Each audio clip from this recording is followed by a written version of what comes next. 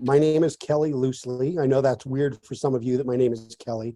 Back in the 60s and the 70s, Kelly was still mostly a boy's name. So even when I work overseas in Europe and stuff, people have always thought that was quite funny that was my name, thinking that it was a woman's name. But in the United States at one point, that was a man's name.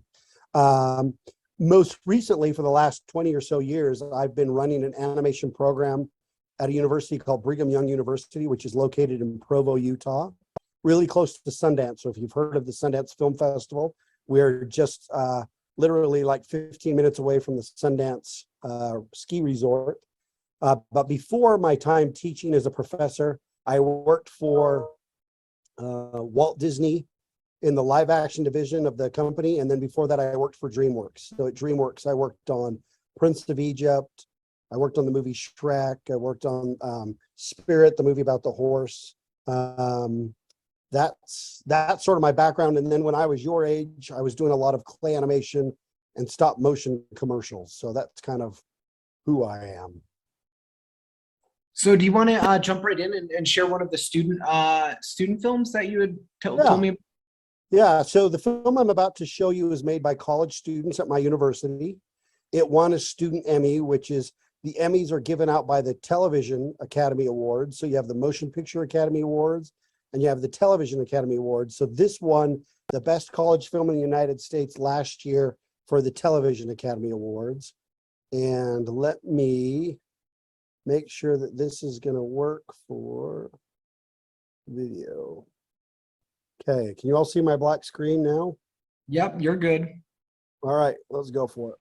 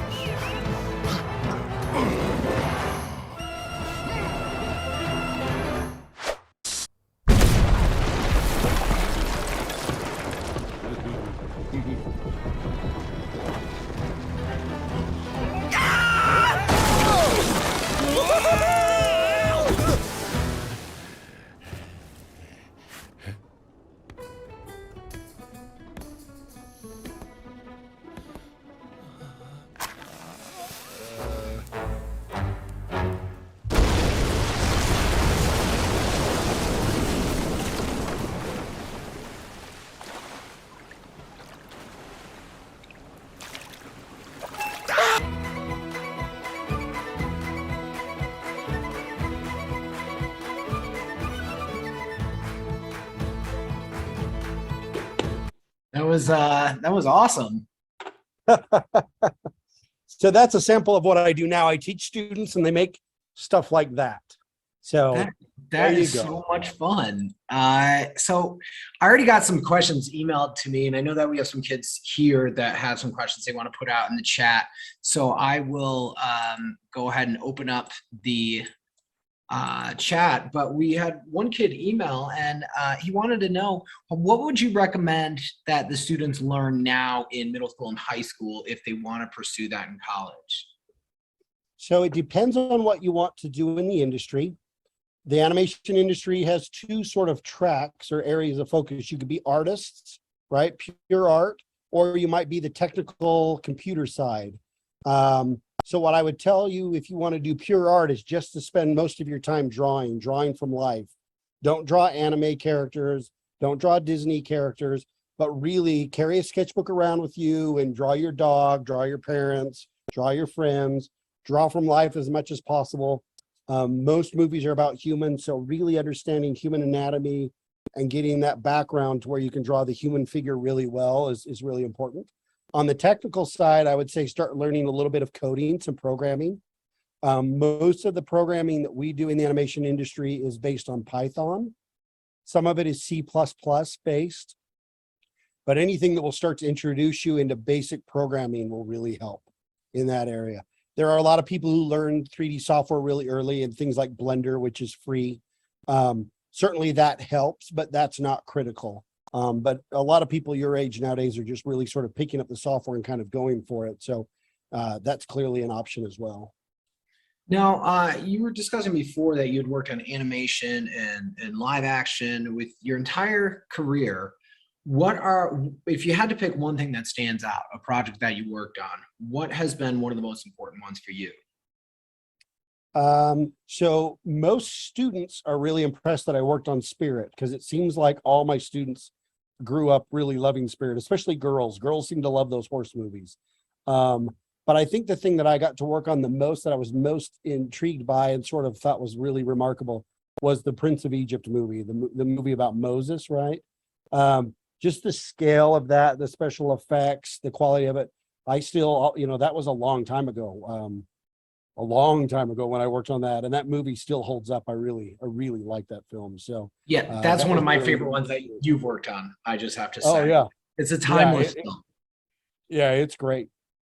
So we have a question from Marcella, and Marcella, I will let you unmute to ask. You had a really good question. So go ahead and unmute to ask whenever you would like.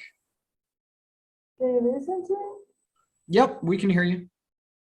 So I want to know if you have learned about other countries or other cultures by doing these animations.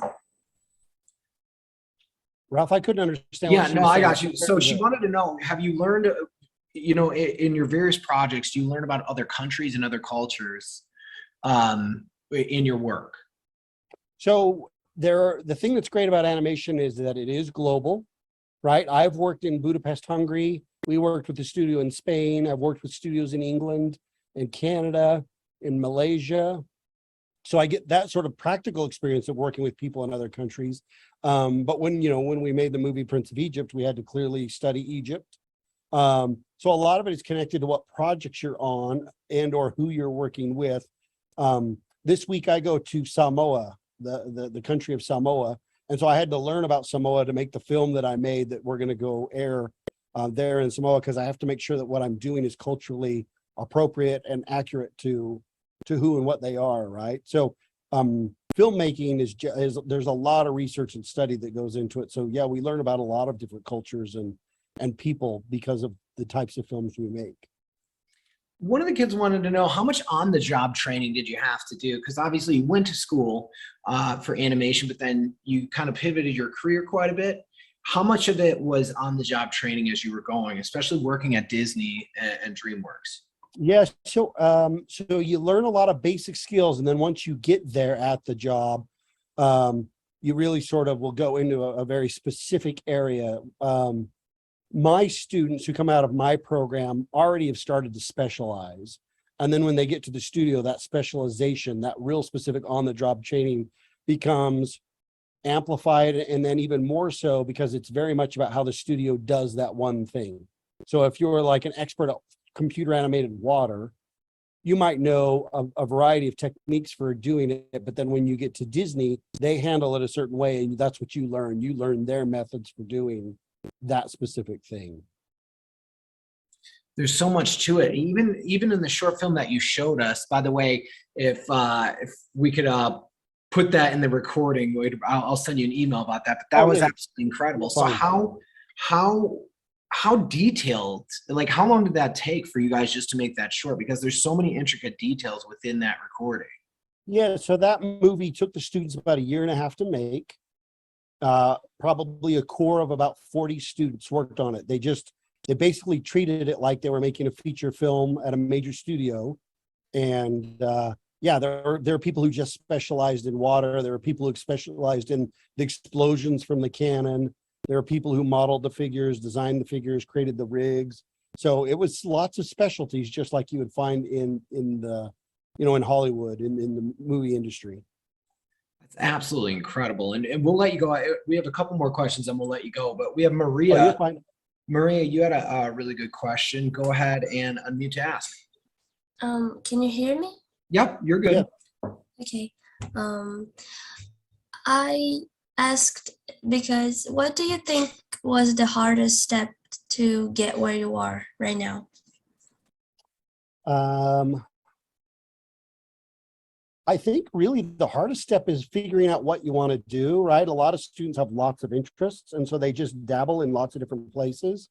And because they dabble in lots of places, they just kind of get good at something, but you really need to be really excellent in one thing. And deciding what that one thing is the first step, and then really work ethic, working really hard. I have lots of students. I have a number of students from Mexico, Brazil, a bunch from Taiwan, and a handful from China.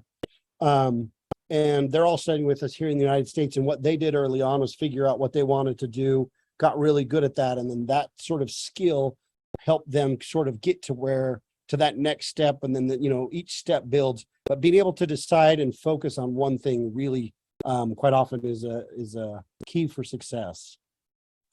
And, it's clear that your students are incredibly talented. One of the kids wanted to know, are there any specific programs that you might recommend for a high schooler to start with for animation, computer programs? So if you're using computer animation, the easiest and the best one probably is Blender. Blender is free to download, and there are tons of tutorials online. There's a really great users group. And I would say that's the best thing. I don't know of any studios that use it. But it is getting inroads into those places. And once you learn that software, you could learn anything that the studios use.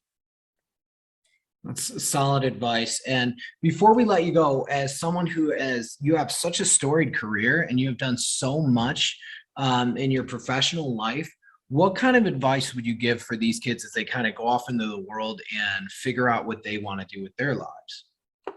I would just say, if you have an interest in any area, it doesn't have to be animation, but if you have an interest in an area, really go hard, like study and really focus and put a lot of time and attention into that area, because that's how you're going to determine if you really like it and if it's something you'd like to do for a long time. Sometimes people don't go very deep into an area.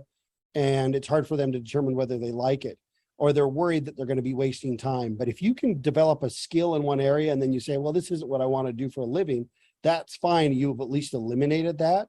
But the lessons you've learned by working hard, those same lessons apply to everything else you're going to try. And so just testing things out, but trying in a very sort of planned, organized, but hardworking manner will be the things that become successful no matter what you pursue. That's great advice. And you guys, we have some great upcoming guests. I have it on the website. Even if you can't make it, we usually send these recordings out to anyone who's interested. So you can register and we'll send them to you afterwards. But before we let you go, Kelly, I'm going to unmute everybody. And can we all say thank you to Professor Kelly for taking the time out of his busy, busy night to talk to you guys about a career in animation. Thank you so much, sir. We all appreciate you greatly. Thank you. Thank you. Thank you, sir. Thank you. Thank you. Sir. Thank you, sir. Have a great night. Thank you. Thank you.